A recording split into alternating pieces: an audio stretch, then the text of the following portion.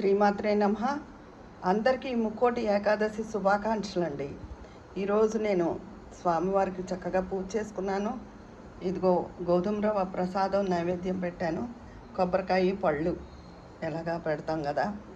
అయితే మా ఇంట్లో ఒక ఇది ఉందండి. మా పూజ గది ఉత్తరం వైపు ఉంటుంది. ఆ ఉత్తరం వైపు ద్వారం ఉందన్నమాట.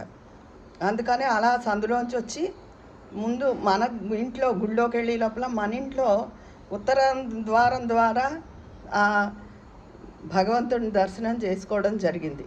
అలా చాలా మంచిది.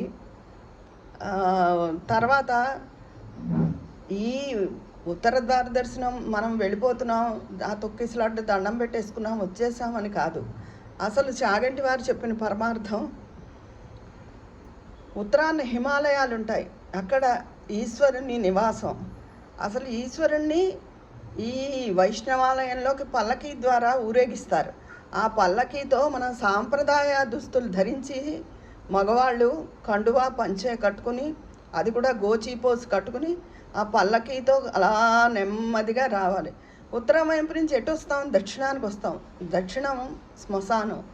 అంటే మన జీవితం కూడా ఇలా మొదలుపెట్టి చివరికి చేరేది అక్కడికే.